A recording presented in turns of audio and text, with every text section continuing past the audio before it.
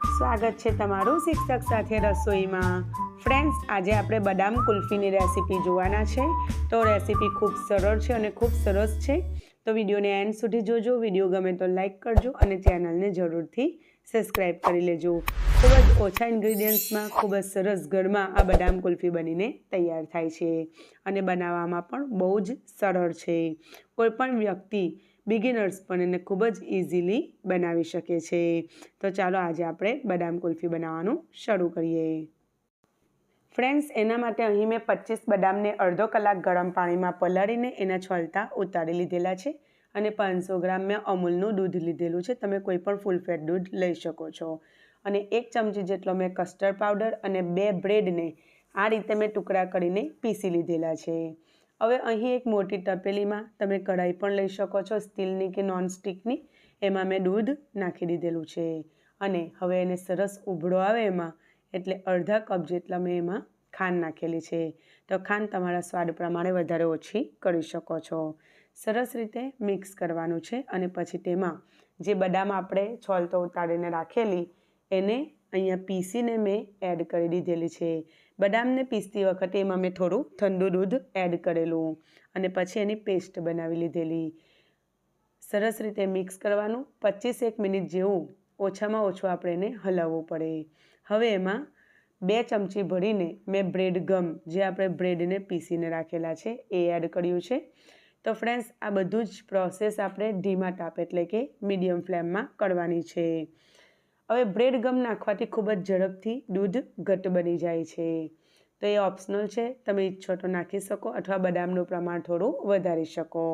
એમાં મેં 1 ચમચી કસ્ટર્ડ પાવડર જે લીધેલો એમાં દૂધ એડ કરીને એને અહીંયા નાખી દીધેલું છે અને સાથે સાથે બદામ અને કાજુને દરદરા પીસીને નાખી દીધેલા છે।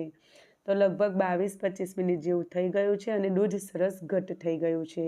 તો ગેસની ફ્લેમ બંધ કરી દઈશું અને એને રૂમ ટેમ્પરેચરે ઠંડુ થવા દઈશું સરસ રીતે। જુઓ, અડધા કલાકથી ઉપર થઈ ગયું છે અને ખૂબ સરસ દૂધ ઘટ્ટ બની ગયું છે અને આ રીતનું જાડું દૂધ આપણું હોવું જોઈએ। હવે આપણે એને મોલ્ડમાં ભરીશું। તો તમારી પાસે આ રીતના મોલ્ડ ના હોય તો ઘરમાં રહેલી કોઈ પણ વાટકી, ગ્લાસ, કાચની ગ્લાસ કે સ્ટીલની ગ્લાસ તમે લઈ શકો છો અને પેપર કપ પણ તમે લઈ શકો છો જે ચાના મળે છે તે। તો આ રીતે એને એલ્યુમિનિયમ ફોઇલથી મેં સરસ પેક કરી દીધેલું છે। તમારી પાસે એલ્યુમિનિયમ ફોઇલ ના હોય તો તમે પ્લાસ્ટિકની કોથળી પણ સરસ આ રીતે ફિટ બંધ કરી અને રબર બેન્ડ લગાવી શકો।